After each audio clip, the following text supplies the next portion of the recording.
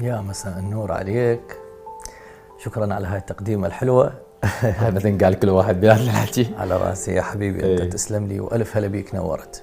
انا سعيد اليوم احاور سيف نبيل. واني اتشرف بك يا مليون هلا. الله يا يطول مرحبا عمرك. بك، يا مرحبا. احنا لنا حق عليك. اني اللي يحب يعتب. انا في الامس القريب هم لعبتها صحان، عملت مناشده حلوه في احدى الحلقات. قلنا يابا احنا عندنا حق على سيف نبيل، ترى ابن بلدنا ونريده. يا امير جيبوا لنا امير. امير انا اعرف الموضوع كله يا امير. هو اخوك ومدير اعمالك، هو الامين وهو العقل يمكن المدبر. قلت هو ناشدناه حتى وصل لسيف. احنا لنا حق عليك يا اخوي. يا مرحبا بك. صار لك سنين مبتعد عن الشاشه العراقيه، ليش؟ هسه ما تغني يمنا. اوكي اشتاقينا لك، هسه حتى حوارات ماكو يمنا. انت ليش غايب لا عننا؟ والله ليش؟ بالعكس، انا ما عندي فرق بين انه عراق ولا غير مكان. زين. انت سألت. انا اقول لك انت تطرب على الغريب، اصح من الغربه. لا ابدا ابدا، بالعكس. انت ابننا نريدك. وقت اللي انت سألت بطريقة حلوة ومحترمة لبيت لك هذه الدعوة اكيد، يعني بكل تواضع يعني. الله يخليك. انا ما اعرف باسئلتي الجريئه تفاصيلي من موافقه. وش يجي ببالك تقعد قدام نزال الفارس ما تقول هذا اسئلته جريئه؟ عندنا يطرح، عنده راي بالحلقه، مو اي مقدمه. انا عندي راي ما بالحلقه. ما هو ضيف عن ضيف يختلف. اكيد يختلف. فكرت؟ شوف، هو واحد ما يفكر بالموضوع اذا هو واثق من نفسه. جيد. احنا وقت اللي نفكر بالشخص المقابلنا شنو السي في مالته. جيد. هل السي في يسمح اوكي او ما يسمح؟ اي يسمح من طريق يعني من منطلق انه هل هو عنده شيء سلبي بحياته، مخل الاداب، يسيء الاسم. نعم. وقت اللي يكون لا ابدا ماكو هذه الامور، يا مرحبا بك، انت قاعد هنا. اكيد منور. انت اللي منور. انا سعيد بحوارك. نبلش خلاص. بسم الله. توكل بالله. خلاص. يابا والله احنا عندنا حق عليك. يعني نشوفك على هاي المسارح العربيه، تغني في بيروت، تغني بالسعوديه وهنا وبالاردن ورايح، والجمهور يصفق لك ويصيح لك وقلب الدنيا. اذا تعال اقلبها ببغداد، احنا نصفق لك ببغداد، جمهورك العراقي مشتاق لك، خلينا شو نصفق لك، نصيح لك، نطلع ناخذ لك كم سيلفي وياك. متى تغني في بغداد؟ من بعد هذا النجاح العربي الكبير. قد ما هو مشتاق للجمهور، انا مشتاق له اكثر. انا مشتاق هوايه لهذا الجمهور، مشتاق لبلدي، مشتاق لاهلي، مشتاق للعراق الحبيب. صارت فترة عندي يعني ظروف، وهاي ظروف خاصة طبعا، ولكن الحمد لله فضل رب العالمين، بالأول وبالآخر ما يصح إلا الصحيح. الحمد لله تعديناها إن شاء الله بالقريب. أنت قلت ظروف خاصة، والخاصة إحنا ما نقدر نخليها عامة، خلاص نكتفي بالخاصة. بس نقول هاي الظروف الخاصة اللي كانت ممكن مانعة جنابك ترجع لبغداد، خلاص انتهت، يعني راح ترجع خلاص الأمور أوكي جيدة. الحمد لله والشكر. الحمد لله بفضل رب العالمين. الحمد لله. خلصت، راحت هاي الظروف. يعني قريبا راح تكون لك حفلة ببغداد بإذن الله، بإذن الله إن شاء الله، حفلة وأجي أصور ببغداد، أو في كثير مشاريع إن شاء الله. نعم. فإذا خلاص تركب طيارة قريبا وتنزل لبغداد إن شاء الله. أي منطقة تروح؟ أنت نجحت نجاح عربي بس بعيد عن العراق، صح؟ لا اكيد، لا اكيد. يعني ما فهمت قصدي. انطلاقتي من العراق واغاني عراقيه. اعرف، اكيد اعرف، ولكن هذا النجاح العربي الكبير في السنوات الاخيره انت كنت برا. صح. هذا قصد من السؤال. زين، من بعد هذا النجاح العربي الكبير للامانه، اول ما ترجع للعراق تحب تروح ليها منطقه وتفتر بيها؟ والله كل المناطق احبها، اني كل المناطق مفتر بيها، وكل المناطق شايفها. حلو، جواب دبلوماسي ومن حقك اذا ما تميز منطقه عن منطقه. اوكي خلينا نختار. لو تنزل للمنصور، شارع المنصور تمشي، لان بيتي اني بالمنصور. اني من سكنه المنصور. تمشي وحدك تحب؟ وش راح يصير لو اليوم نزل سيف نبيل للمنصور؟ ما اعرف والله، راح اصيح عليك. ما اعرف شنو اللي يصير يعني. تحب تشوف الجمهور؟ اي اكيد طبعا. ماكو فنان ما يحب يشوف جمهوره. وهذا قياس نجاحه وثمرة نجاحه، وقت اللي يشوف الناس ايش قد تحبه. زين، لو ترجع العراق ناوي تمشي وحدك ولا من بودي جاردي وكذا وحمايه وياك من تنزل؟ الحين تنزل وحدك؟ مرات تشوفوا يعني خصوصا من الصحافه زين. فكره البادي جارديه للفنان يشوفوها شوي ثقيله، بس هي لسلامه العالم همينه ممكن، مو الا لسلامته. طبعا انا ما دا اقول لك انه انا امشي بادي جارديه وياي، اعرف، بس انه انا دا ابرر لباقي الزملاء. اوكي. ممكن لسلامه الشعب نفسهم، ممكن لسلامه الناس، ممكن لا حتى لا تصير شيء زايد، عرفت؟ الحمد لله. اذا خلص قريبا راح ترجع ان شاء الله. ان شاء الله باذن الله. كنت متوقع في يوم للامانه تكون سوبر ستار وتكون سيف نبيل؟ نجاحك جاء صدفه، ضربه حظ؟ ماكو شيء اسمه ضربه حظ بالحياه، ضربه الحظ مؤقته. مؤقته؟ اي ضربه حظ تشوفها مؤقته. نعم. اللي يبني بنايه، شوف حتى بالبناء ادخلك الاساسها صح تتعمر. تعمر، تظل هاي البنايه واقفه. الصدفه ممكن تروح ورا فتره، الاساسها غلط. يمكن يبني لك واحد بناء على السريع بس اساسها غلط، توقع. انت اللي يشوفك يعني بالبرامج التلفزيونيه، احيانا بعض الناس، خليني اكون صريح وياك شوي تسمح لي؟ تفضل. احيانا يشوفك بالبرامج التلفزيونيه باغانيك يقول شايف حاله مغرور، بس انت بالحقيقه جدا متواضع، جدا جدا وجدا محترم.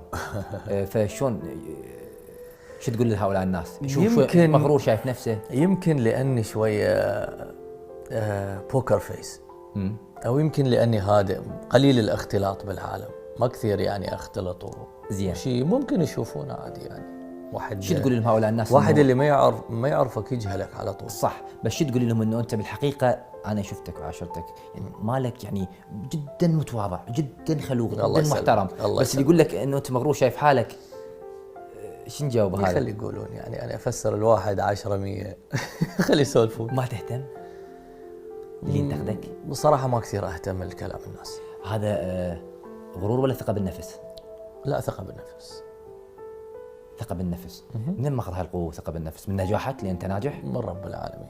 من رب العالمين. اكو ناس تولد من بالولاده عندهم هذا يكون هو ليدر. جميل. واكو ناس لا. اوكي، وراء كل نجاح امراه، من وراء نجاحك؟ اي امراه؟ ولا تقول امي فدوه.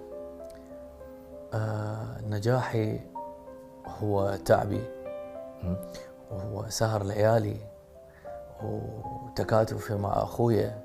اكيد. ماكو مرأة وراء نجاحي يعني. أنا أهلي حتى إذا أقول لك أمي لا تشجع من أي مرأة؟ لا ماكو. ليش؟ ما خص. ما في مرة بمجال عملي دخلت حياتي يعني سنجل إنسان، ما لا متزوج ولا مرتبط. صار سنين تقول سنجل، معقولة؟ لو تخاف على معجباتك ما تتصل. لا ما خص، بس أنت وقت اللي تكون مرتبط لازم تكون بعلاقة صريحة قدام الناس. كادرك يقولون أكثر من 20 شخص. أكثر. نعم. ايش كادر عظيم أنت معك؟ مو لهالكادر، لا أقل شوية، 15 هيك شيء. 15 شخص يشتغلوا وياك، كل شخص معطيه دور معين. يعني الفنان وحده ما ينجح هسه اوكي وياك امير، وامير مكفي وموفي، اخوك وحسام ظهرك، بعد من وياك انت؟ يقول لك على السوشيال ميديا مجموعة، يختاروا لك لبسك مجموعة، طبيب خاص، شعراء خاصين، ملحنين. لا الدنيا شنو انت ما تقول لي؟ لا عندك هيك فلوس هوايه ومعطيهم كلهم رواتب؟ لا والله لا، بس حتى تطلع بصورة صحيحة قدام العالم فتحتاج ناس يشتغلون وياك ويشيلون ولو جزء من العبء اللي عليك يعني. جيد. انت تسهر؟ بسهر بالبيت، سهر على افلام بس؟ اي. ما كنا نوادي وسهر وليل لا ايش عجبك بعتوتي؟ ما اطلع اني انسان كثير بيتوتي. ليش؟ احب البيت، احب قعدة البيت، حتى ولو اسهر على البيت يعني بالبيت مالتي. ما اطلع سهرات عامة لا قليل. منو جيرانك؟ جيراني هنا أنا بالمنطقة في ممثلين كثار جيراني. اي. ماكو مطرب جيرانك؟ في زياد برج جيراني هنا أنا بالبناية. زين. اذا نسالهم عليك انت خوش جار عاد؟ لو مدوخهم شيء؟ اكيد لا بالعكس. جيرانك عليك يعني اليوم؟ بيتي مفتوح، جيراني يحبوني هنا. هاي يحبوك. وعلاقاتك جيده وياهم؟ جنن. ليش بصفحتك على التواصل الاجتماعي ما اشوفك ويا اي فنان؟ ما اعرف، ما عندك صور وياهم، ممكن تلتقي وياهم ما تاخذ صور وياهم، ما بالعكس. تنزل. شوف، يمكن شفتني أنا قليل أستخدم تليفوني، يعني حتى وقت اللي وخلف الكواليس مو كثير أحب أزعج الناس، تعالوا أصور وياكم وشي هذا فنانين. عندك فنانين أصدقاء؟ عندي هواية أصدقاء فنانين، بس هم وقتهم أكيد مثل وقتي، كيف أنا مزدحم، يعني عندي ضيق بالوقت، عندي سفر، عندي حفلات، فهم عندهم بمجالاتهم الفنية مقربين منك؟ اي اكيد. برا الفن عندك اصدقاء حقيقيين؟ اكيد، ماكو واحد يخلى من الاصدقاء الحقيقيين، بس قل بهالوقت. طيب خلينا ناخذ لنا فاصل. نعم. بعد الفاصل نتواصل، خليكم وياي. المفروض ينشال القمر وانت بداله، وانت بداله، وانت بداله، المفروض ينشال القمر.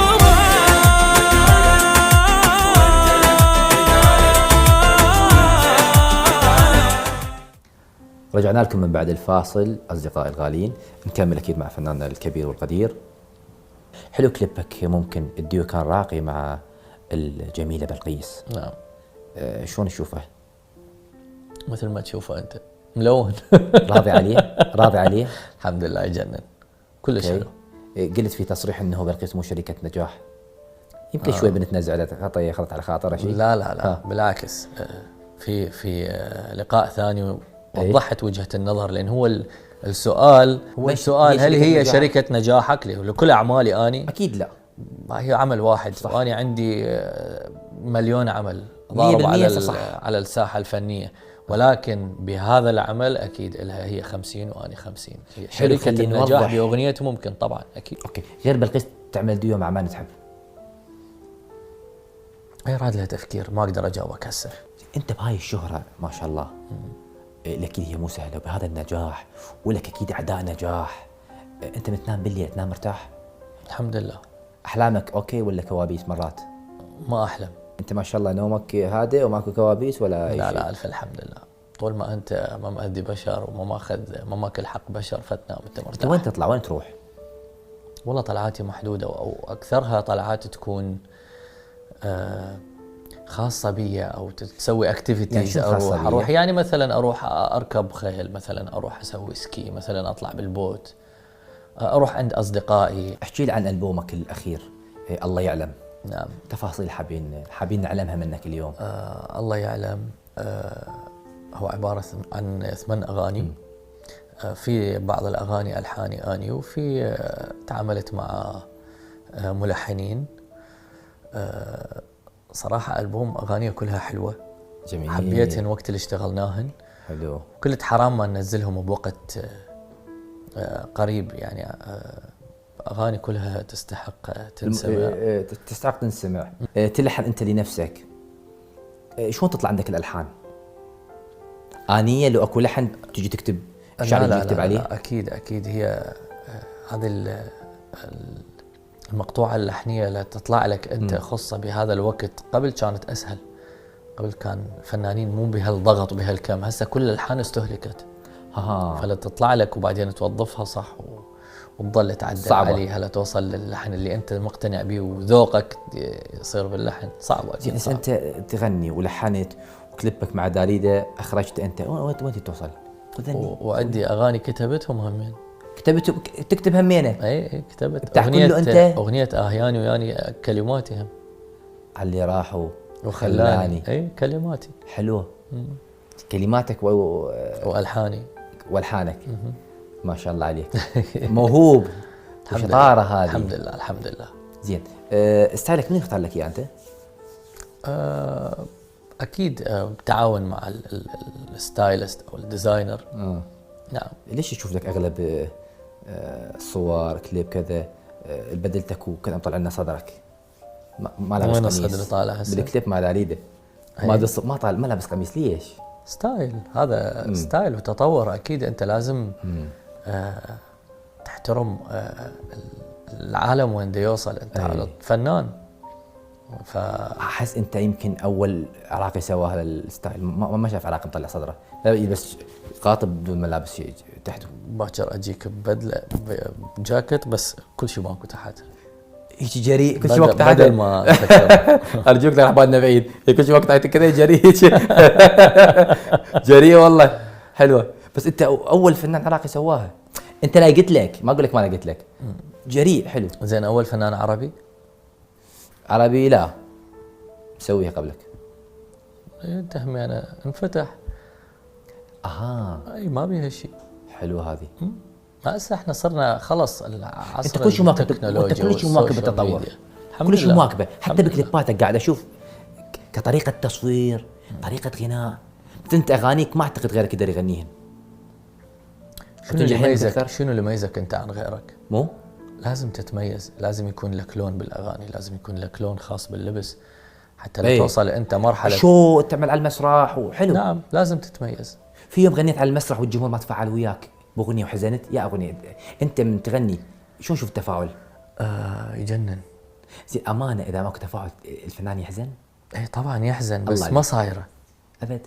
احكي لي في بهذا الموضوع. الوقت. ما صايره ليش؟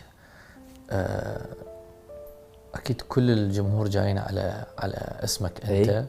وجان على اسمي، اسم سيف نبيل، وحافظين كل اغاني. ما يوم غنيت اغنيه ماكو تفاعل؟ لا زين يصير تفاعل والناس تصيح تفرح؟ طبعا هذه ثمرة بينك نجاحك وبين نفسك أنت تغني طبعاً. وتفرح؟ اكيد اكيد.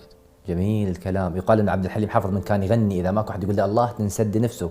قال في وقتها صحفي كبير قال عبد الحليم تنسد نفسه، تنسد نفسك كذا واحد ما يقول لك الله. اي هسه بعد راحت وقت يعني مو راح اكيد الى ناسا، بس الله لازم. طيب من تواضع لله رفع على طول عندك هذا الهاشتاج على شبكات التواصل الاجتماعي عندك. نعم. شنو؟ يذكرني ولو بشيء بسيط هذا بنعمة التواضع، هيك بهبة متواضع؟ التواضع اللي أنت هيك أنا متواضع؟ رب العالمين.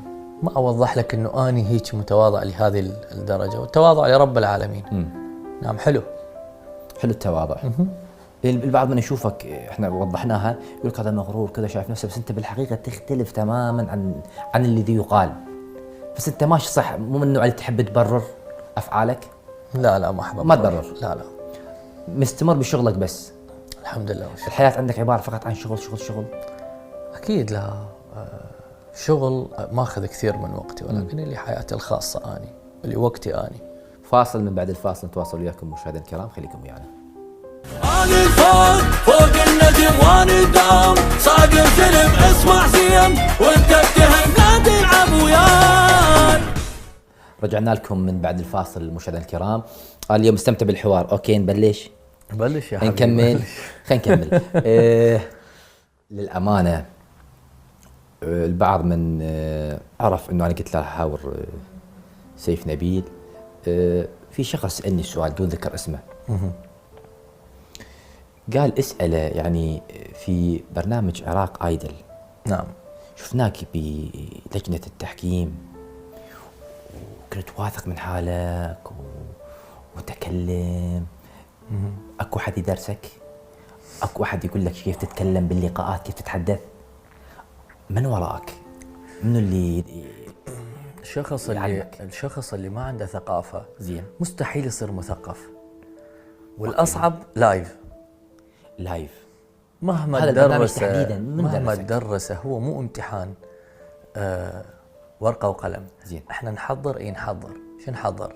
نحضر لبستنا، المظهر اللي راح نطلع به بس. قدام العالم، حضر شعرنا. انت كنت شو دورك بالبرنامج؟ ذكرني على المقامات، على ايش دورك كان تحديدا؟ ما خص مقامات. ايش كان لا، دورك؟ ما خص مقامات ابدا. احنا لجنه تنصح المشتركين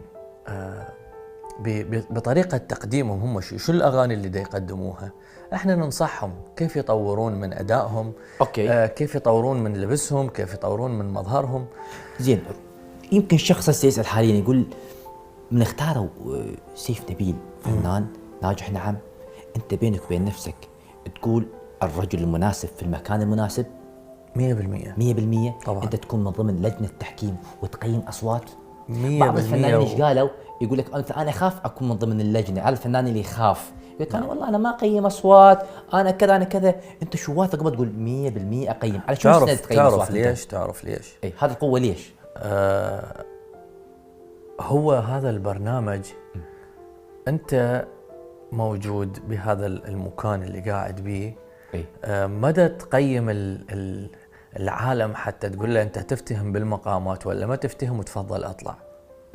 انت لجنه عراق ايدل زين هي تطور الموهبه اللي موجوده عند المتسابقين، ولكن كان الراي الاول والاخر هو للجمهور. جميل. فاذا الجمهور هو اللي يختار، والجمهور بتصويته هو اللي بقي. اما هذا البرنامج اولا يجيبون به شخصيات معروفه وشخصيات يعني يلونوا لك اللجنه. كان استاذ حاتم زين من الفنانين الاقدم من جيلنا وراقي اكيد، وست رحمه كذلك فنانه شابه نعم والها اسمها وطورت نفسها اكيد. فهيك فنانه يقتدون بها المتسابقين. صحيح. واني بوقت قصير وصغر عمري نعم ممكن تكون قدوه لهم. ايه ملهم راح تكون لهم كثير. خلي اقول لك، لو انت تختار اللجنه منو تخليه يقعد بصفك؟ اختار لي من يستحق. صراحه اللجنه كان اختيارها موفق جدا موفق. نعم. وانا اقول لك نعم صحيح. نعم. كبير حتى من العراقي بعد هذا واسترحم اكيد. نعم. انت اختار لي لجنه ممكن تقدر، لو انت ما تحب نطلق لي اسماء، مثل تقول من يكون وياك سوي لي لجنه. صراحه كان موفق الاختيار مال اللجنه. ضيف عليهم اكيد الاستاذ كاظم الساهر. كاظم الساهر اكيد. ممتاز. نعم. طيب علي بدر الملحن العراقي الكبير نعم. كان خلف الكواليس، لو كان صح. القرار بيدك تخليه يجلس ويطلع للجمهور ويكون من ضمن لجنه التحكيم؟ علي بدر يستحق. هو كان ظاهر اكيد يعني.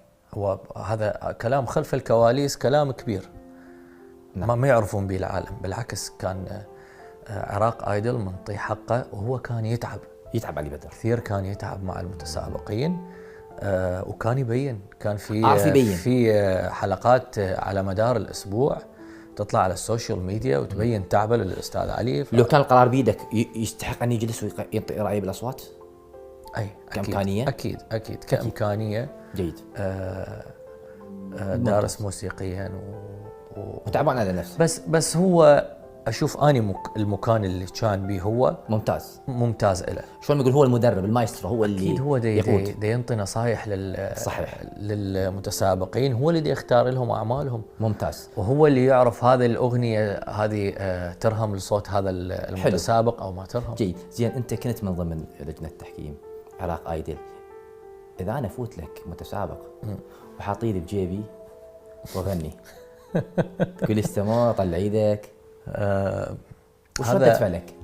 ردة فعلي جدا طبيعية، وهذا كاريكاتير. ما تقدر أنت تحكم على شخص كاريكاتيرة جايك هيك، لأنه مثلا اللي يغني مثل مستحيل راح يجيك ببدلة على المسرح زين أو بلبسة رسمية، راح يجيك فد ستايل غريب عجيب. لو يجيك هيك متسابق حاط ايدك ما تقول له طلع ايدك من جيبك أبدا. ستايله هيك، هذا كاريكاتير. هو دا يقدم لك شو على المسرح بهذه الوقفه مالته. هذا ولو شو مصغر بس هذا الشو. ليه ما تمنع انت؟ لا ابدا. جميل جدا الكلام. نعم. انت عنيد كلش. مو ايه خلص رأي. زين. غنيت للسيده فيروز اغنيه نسم علينا الهوى. نعم. البعض من انتقد، ولا حق ان ينتقد الجمهور، لهم حق. لهم حق ينتقدون باغانينا احنا عادي. انت ايش سويت في حفله ثانيه غنيت مرتلق للسيده فيروز؟ اليوم غرور. شو توصلنا رساله بهذا التصرف؟ لا قوه، ثقه بالنفس، غرور، عنيد. ما له علاقه لا بالعناد لا ولا بالغرور. شو وصلت لنا رساله؟ لا علاقه انه اني احب اسمع لست فيروز، فنانه كبيره وعلى طول اسمع اغانيها. وهذه الأغنية أول مرة غنيتها أنا بلبنان. زين. فعلى طول إحنا وين ما نسافر البلد اللي نروح له نغني أغنية أو أغنيتين من أغانيهم هم من تراث. برا الحفلة البعض انتقد، أنت ليش رجعت مرة اللي غنيتها؟ للأمانة عنيد تقول لهم ترى بمعنى تنتقدوني ما تنتقدوني أنا موجود. وصلنا هو شيء أنا أحبه أولا. أوكي. انت اي واحد هسه يقول لك هذا الشيء ما حلو عليك او هذا الشيء لا انا احسه حلو، انت تحس الشيء هذا انت حلو يعني لك. اوكي. فاكيد مقتنع به. زين. مقتنع بها انا. اي فنان اي ناجح يتعرض ل ممكن هجمه بين كل فتره وفتره. انت شلون تواجه الهجمات والازمات؟ بهجمه مثلها. يا قوي مثلها خطير انت. هجمه مرتده ها؟ انت بتعمل هجمات ولا يهمك الموضوع. جميل. ما يوم شغلك انت تواجه كل ما يوم الكلام. تنزعج للامانه بينك وبين نفسك يعني ما تنزعج؟ للامانه اوكي واثق بحالك وتهجم بالشغل. شوف ما تنزعج انت؟ شوف بالنسبه لي اي كومنت انا ما اقرا. لا احنا راح نزعل. طيب واحنا نمدحك اللي نحبك شلون ما تقرا مسجاتنا اذا نحبك؟ صعبه يعني. في ناس يمكن تتجاوز، في ناس تمدح، في ناس الى اخره. الخطا ما تقرا تعبره. انه ما الي وقت. فتقريبا اني المعجبين شلون يوصلوك لعد؟ يوصلون هسه اكو معجبين يحبوك، معجبات تحبك، شلون يوصلوك؟ يقول لك إيه ترى احنا نحبك، احنا ندعمك. انت اكيد عندك معجبات صح؟ شلون تستقبل معجباتك؟ والله يحتاج اللي مقدم ما يقدر اجاوب، فما بعرف شو اصيغ معه. لا عادي ما بيها شيء، احنا هسه اصدقاء وقاعدين هنا سوا. فشلون تستقبل معجباتك؟ انا ممكن اشوفهم بالشارع. تاخذ ارقامهم وتتواصل وياهم؟ مشكلة مقدم برامج ما اقدر اجاوب. خلاص خليها. لا راح اخذ دور الضيف، راح اخذ دور الضيف بعد راح اجاوبك. اوكي اكيد صعب. صعب ما تقدر تاخذ ارقام. زين ممكن معجباتك يصيرون ان شاء الله يا رب يصيرون بالملايين. جيد. كلهم لازم تتواصل وياهم؟ لا بس ممكن انا قريب منهم مثل بالشارع اشوفهم اقرا رسائلهم، ممكن انا اجاوب على رسائلهم، انت تجاوب على رسائلهم على انستغرام؟ شوف والله قدر المستطاع بين فتره وفتره، وقت اللي يكون عندي وقت فراغ اقدر افتح الابلكيشن. شو يكتبوا لك المعجبات على انستغرام؟ في شغله لا في بالك؟ الاغلب تعليق يخص العمل اللي نازل او يخص الصوره. ما كنت نشوفك انت وين؟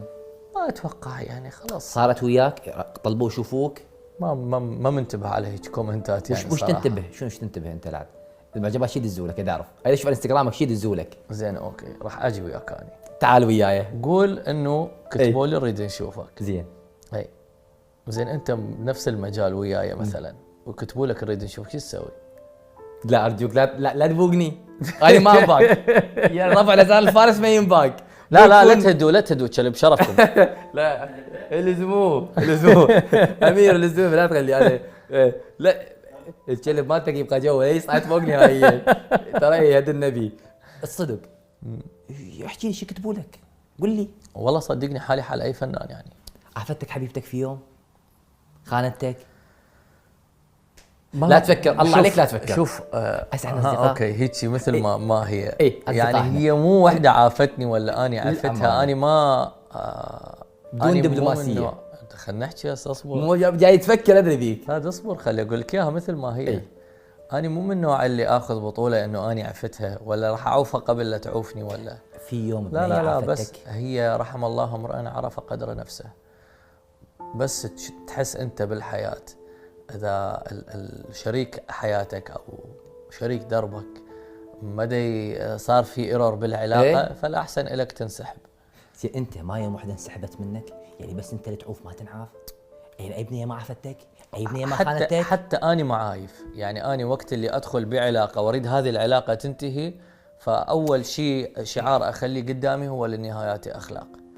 حلو هذه يعني هي بصورة حلوة وبصورة طيبة ويمكن نضل أنا وياها أصدقاء أحسن من ما نخرب.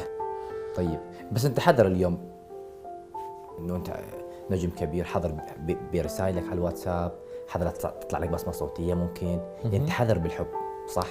اللي واثق من نفسه أكيد يعني يعرف شلون يتعامل، يعرف شلون يختار العالم. تتواصل على السناب أكثر شيء ولا واتساب؟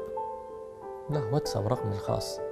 مو تبقى رسالة على الواتساب على السناب تروح قبل يبقى قابل جداد إذا أنا بي يعني. لا ممكن يعني تقول وحده احبك مشتاق لك بصوتك تطلع شلون؟ لا فيس تو فيس. بالواتساب تصير اختي. انا واختي شلونك الله يخليك. عزيزتي شغالك احنا لعبنا الواتساب. عزيزتي شلونك مشتاقين؟ اختك بالواتساب. بس حذر بالحقيقه يعني ما تخابر انت ما تحب تخابر تليفونات بالليل تطول. والله قليل يعني. كل الناس اللي مقربه الي يشوفوني أنا قليل أستخدم التليفون كلش قليل. أوكي ما أحب ألزم تليفون حتى من أخابر مكالمة أفتح سبيكر اوكي، تحب الوجه اللي وجه ممكن اكثر انت. لبسك دائما يكون ماركه، تحب الماركات انت ولا ممكن يمشي معك اي لبس عادي؟ لا ما خص، مو مو الا ماركه، لا ابدا. احنا بدنا نلبسها مو هي تلبسها. ساعتك اللي لابسها اكثر من دفترين، شنو وضع حالات؟ اذا ماركه لا رب الفلق، ما جاي يحسب، بس اكثر من دفترين. تعبي اتعب بقدي والبس احسن منها. اوكي، بس انت تحب تلبس ماركات، ساعتك ماركه. هذا انفستمنت، انت راح تدخلني بغير امور. نعم، اتعب بقدي. اي لما حقك مبروك عليك، بس اوكي يعني تحب الماركه. احنا بنشوفونا بيت عندنا ولا سياره ولا ساعه ولا لبس ولا وات ايفر، يعني ما هذا تعبنا، احنا تعبنا اوصل الشاطر يوصل مثلنا. ممكن يشاهدنا حاليا يقول لك هاي ساعتك ممكن اذا تبيعها تزوج لشخص، ليش لابس ساعه بهالسعر؟ شو تقول له؟ زين اوكي على راسي، هذا مو انا اوكي اعرف. فلنفرض عندي 10 ساعات. كم ساعه عندك؟ فلنفرض عندي 10 بعد شنو زوجت 10 بهن وبعدين الباقيين شلون راح ازوجهم؟ لا بس يقول لك ممكن هذا بذر، ليش لابس ساعه؟ يمكن صراحه هذا الكلام اني بالنسبه لي ايش تقول للجمهور؟ بس اسمع واحد يحكي بهالمنطلق، انا احس يعني مع كل احتراماتي لك هذا احسه يعني ثقافته محدوده. انا قاعد اليوم اقول لك البعض كيف يفكر، فاحنا قاعد نتكلم بلسان البعض. اما كاني احنا شو نسوي؟ تدري اني كانسان نزار الفارس يقول شو تطلب من سيف نبي، ايش اسوي؟ انا كنزار اكتفي بسيلفي واحد بس واعرف كل هذا. مثلا يعني انا جزء منكم، بس اشوف واحد لابس، قاعد اقول لك الناس شو تفكر، لابس فد ساعه كثير غاليه، ولا عنده بيت ما شاء الله عليه قصر، ولا عنده سياره، اقول الله يزيده ولو انا شاطر اوصل مثله. جميل. نعم، مبذر هذا انت، الطموح. مبذر انت لو لازم ايدك. لا مبذر. ما لازم ايدك. لا هواي مبذر. شو تحب تشتري اكثر شيء؟ وين تبذر فلوسك؟ كل شيء، ما خلي شيء بنفسي. مثل كل شيء. وش اكثر شيء اشتريت فرحان بيه انت؟ كل شيء كل شيء سيارات، كل شيء، ساعات. انت شنو اللي تشوفه بالحياه يعجبك؟ انا اي شيء اشوفه بالحياه اكو شخص، اكو فنان يحب يشتري ساعات كثير، اكو فنان يحب يشتري بيوت، عقارات، كل شيء، اكو سيارات، كل شيء. وش انت اللي تحبه؟ كل شيء احب الساعات والسيارات والعقارات والفلوس واليخوت وكل شيء احب. عندك يخت ما شاء الله. الحمد لله. جميل. متونس بحياتك؟ ليش لا؟ انت هم تنقهر مثلنا؟ بحالي من حالك، يمكن اكثر منك. وعندك كل ذني وتنقهر؟ الله يساعدنا. عندك قل اعوذ برب الفلق. اقسم بالله انا ما احسن. انا مثل الجمهور، مو انا جمهور حاليا. انت هم تحزن مثلنا؟ عندك يخيت وما شاء الله بيوت وعقارات وسيارات، انت مثلنا تحزن؟ شوف، في دراسات تقول اللي عنده ينقهر اكثر من اللي ما عنده. صدق والله العظيم. يزيد همه. شنو اللي يقهرك؟ يزيد همه يعني تلبس يا ساعه بيا سياره وتروح باليخت اليوم. عندك انت شنو مشكلتك؟ وش اللي تفكر بيه انت دائما؟ شنو اكبر مشكله بحياه سيف نبيل؟ هاي انت هسه راح تحكي، هذا السؤال مالتك يحتاج لصفنه 10 ساعات، يحتاج لكتب اجاباته هوايه. الله عليك. اكيد. يعني انت حزين احيانا؟ لا مو حزين، ماكو انسان خالي من الهموم والمشاكل عندك مشاكل؟ مثل ما اكيد مشاكل اكثر من مشاكلك بهوايه. الله عليك. والله العظيم. يعني مشاكلنا هوايه وانت داخل بوسط، صار الفنانين بيه كثار، صار كومبيتيشن، بتوصل لمرحله لازم تحافظ على نجاحك. صعب، اصعب شيء بالحياه المحافظه على النجاح. يعني انت اليوم تقول انا سيف نبيل بهذا ملايين المشاهدات عندك ما شاء الله ونجاحات كثيره، حتى تحاول تحافظ عليها بصعوبه. حتى تاخذ سكوب انت إيه؟ ممكن هسه تسوي اي شيء، يمكن ضربة حظ، يمكن تسوي لك شيء منافي لآداب تعلق سكوب زين، بس انت تعال تحافظ على هالاسم هذا ونجاحك صعب. يعني ممكن ضربة حظ جهد تكون مشهور، ولكن طبعاً. تعال حافظ على النجاح، هذا صعبة. يقلقك ظهور بعض الفنانين الشباب خلينا نقول نجحوا، لا وتقول انت اليوم لازم انا اظل مستمر واواكب وانجح ابدا. اكيد عندي شغف انه اني استمر واواكب واطور شغلي على طول. بس الصراحه كلش افرح من اشوف انسان ناجح. تخاف من منافسيك؟ لا، تتابعهم تشوف نجاحاتهم تشوف ارقامهم، لو انت بس مشغول بشغلك؟ هاي ارقامهم صارت قديمه. ما خص يعني النجاح يفرق عندك انت، تقول انا نجاحي لازم كليب يكون راقي وكذا وكذا. طبعا اسم ما بس يتحمل انت له بكليباتك معايير. انت بكليباتك كم جريئه؟ هم اكو بحث اكو لا سباحه لا اكو لحظة. موديلات ما حلوه. اني على طول بكليباتي شو هذا اللايف حلو. ستايل مالتي. هذا لايف ستايل يعني. اني باللايف ستايل مالتي تشوفني على طول اني اصور نفسي بالبوت وانزل اسبح واطلع. حالي حال كل العالم. اوكي. لما تروح انت على بحر وتشوف العالم صح. لابسين شورتات وهذا الشباب اكيد. فهذا اللايف ستايل مالتي. ما تشوف غيرك وين وصل لو انت مشغول بس بنفسك؟ انت لازم تشوف حتى يزيد الشغف ويزيد طموحك. حلو صريح. وتغار. ما اني قلت لك حبيت صراحتك. ممكن ما شخص اني يقول قلت لك لك انا ماشي بس بالبداية، اشوف قلت نفسي. لك انت لو صريح اشكرك. انسان اي عنده اكثر من عندي اقول الله يزيده، والشاطر يوصل. الشاطر يوصل. طبعا. من تدعي رب العالمين انت ايش تطلب منه؟ ايش تطلب من الله؟ الصحة والعافية والرزق هواية دعوات. اعطيني في الدعوه خاصه ايش تطلب من الله؟ تلح عليه بشنو؟ لا ما له حاشا رب العالمين. ما حد الالحاح حلو بالدعاء. لا يا رب تطلب من يسويها عنده. كذا. ايش تطلب؟ تطلب من عنده بخشوع. اي اكيد. ايش تطلب؟ ملحة ما حلوة على فكرة. ترى ما احنا مطلوبه مع رب العالمين بالدعاء خاصه. اطلب من عنده بخشوع احسن ما تلح. بخشوع. ايش تطلب بخشوع؟ غير الصحه والعافيه للامانه اريد اعرفها اليوم. انت من الصلاه والله غير. ايش تطلب منه؟ والله غير الصحة والعافية وعافية الأهل والناس اللي نحبها ورزقهم ويرزقنا ويصلحنا. ممكن تدعي لرب العالمين تقول يا ربي كليب الجديد خليه ترند؟ لا. اي مشاهدات عاليه؟ لا أبدا. لا للامانه أنا مو جاهل لهالمرحلة هذه. ما تقول يا ربي نجح لي رب اغنيتي؟ العالمين بكبره وبعظمته ما راح أدخله بديتيلز جدا. ما تقول ربي نجح اغنيتي نجح شغلي؟ لا عمرك ما داعي؟ طلب الرزق والنجاح أكيد، ولكن أقول له تعال والله هذا كليب الجاي الله يعلم نجح لي إياه. محمد سامي يقول يا ربي هذا المشهد خليه ترند. الله يوفقه لمحمد سامي. ملتزم دينيا؟ ملتزم دينيا. اي اصلي اصوم الحمد لله والشكر. نعم ملتزم. هسه برمضان التزمت ان شاء الله يا رب يرزقني هذا الالتزام. تصدق اكيد. ما احب اسولف بهذه الديتيلز. تساعد هوايه انت الناس ويقول عليك انت كلش كريم، فجميل هذا الشيء.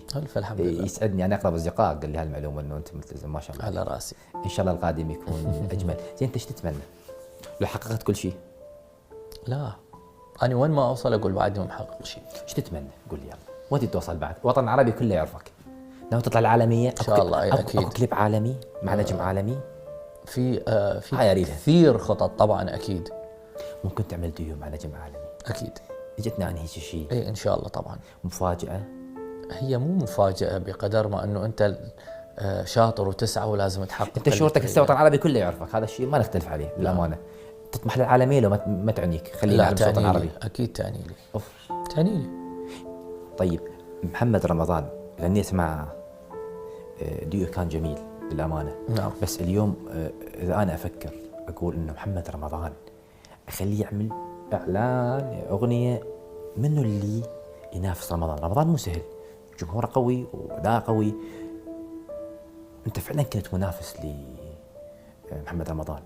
شكل وسامه كجسد محمد دائما يستعرض عضلاته ما شاء الله. انت عضلاتك خير وبركه. ستايل وشهره كنت موازي الى. شلون شفت نفسك انت؟ ما كنت ندعي له اني بهذا العمل. هو كان اعلان لشركه زين للاتصالات. بس الجمهور يعمل مقارنه. اي هذا جمهور. شلون شفت نفسك؟ هسه انا لو اقول محمد رمضان يا جماعه نخليه مع غير فنان عراقي، طيب رح نختار منه. لازم نجيب شخص انيق جدا، مشاهداته بالملايين، وسيم جدا، كشكل كجسد مثل جسد محمد رمضان. اكو مواصفات، هاي المواصفات كلها بيك وتحسب لك حلوه. الحمد لله. ما هذا هدف انا الشركه مو اللي لان سوت قاعد هذا الاعلان. بالمناسبه انا مو لان قاعد قبالك هيك اقول هاي مجامله، هذا فعلا حقيقه. انا ما على راسي شغلي. على راسي. انا جاي احكي حقيقه. هسه اقول محمد رمضان نجيب له منه مثلا الانسب سيف نبيل، ما عندنا اعتراض. انت شلون شفت نفسك للامانه مع محمد رمضان؟ كنت حريص تغلبه؟ لا والله ابدا بالعكس. طبعا الزايد اخذت بروتينات العضلات حتى قلت خلي ما خفت من محمد رمضان. هذا محمد رمضان من قبل لا اعرف محمد رمضان اني هذا جسمي وهذا ستايل جسمي. شلون عديت الموضوع؟ اني بالتمريني وهذا اللايف ستايل. ما قلقك انه تغني مع محمد رمضان حق الجمهور يعمل مقارنه، هو ترى مو سهل الولد. للامانه احكي لي ضحكتك حلوه. انت تحسسني انه اني داخل حرب، بالعكس دخلنا انا وياه اي كثير اصدقاء وكثير حبينا التعامل مع بعض، وكنا كثير مشاكسين على الست، واثنيناتنا جريئين ورياضيين. صح. من الاجمل انت له هو؟ انت له محمد رمضان؟ ما خاص رجال ما يقارن. اجمل بالكليب؟ لا شلون يقارن؟ اجمل بالكليب، شغل الكليب من الاجمل هذا الشغل. انت شنو شفت؟ انت شنو شفت؟ والله شفت الاثنين حلوين، الاثنين كملوا العمل. من الاجمل؟ ما في ما راح اقول لك سيف نبيل اجمل ما تقدر من محمد تقول رمضان، ولا راح اقول لك محمد رمضان اجمل من سيف نبيل، بالعكس اثنيناتنا. من ستايل اجمل كان انت له هو؟ قدم نفس الستايل. نفس الستايل، نفس اللبس فضائي كان هو، نفس الشيء، مجرد بلاك وايت. يستحق هو المنافسه؟ مو منافسه، لانه اني سيف نبيل اللي حابب تبين نتواضع، ولو ما الي اسمي اكيد، والي السي في مالتي، ما يجون هيك شركه كبيره وكل الشركات الكبيره العالميه انا اشتغلوا وياي اعلانات. اخذت اجر بقد اجر محمد رمضان له اكثر؟ يعني ما احب اتطرق الموضوع الاجور ابدا. ممكن اكثر من محمد رمضان اجرك؟ ممكن. قويه. احنا نفرح. على راسي. الله يزيدك. ولي ويلي ولي ويلي ولي ويلي، ايوه ولي ويلي ولي ويلي ولي ويلي. ان شاء الله القادم اجمل عليك. الله يخليك. شو شفت الاسئله زينه؟ جنن. يعني ما حرجناك وش اوكي لحد الان؟ صح نقدر ما نحرج. ترى سيف انا اقدر ما احرج، اقدر اسوي حوار حلو، بس يحتاج مرات ان شاء الله القادم اجمل. يجنن الحوار وياك وياي، يجنن. الله يخليك. اكيد انت تجنن وراقي. يا رب القادم اجمل ان شاء الله يا رب. تحياتي لك، تحياتي لجمهورك الكبير، تحياتي لمخرج كمال العلوسي، صديقك وصديقي، صديق مشترك وبيناتنا، وهو يحبك هواي ودائما يمدحنا سيف نبيل، واليوم فعلا شفت مثل ما مدحك كمال. على راسي والله، على راسي. فدوى قلبك. كموله ورده. اكيد. انا كاعلامي عراقي افرح من اشوف نجم عراقي عربي مثلك. اتمنى لك المزيد من التألق والابداع. للجميع يا رب. شكرا لك. ولك شكرا. احبكم. نزار الفارس، الى الملتقى، تحياتي لكم.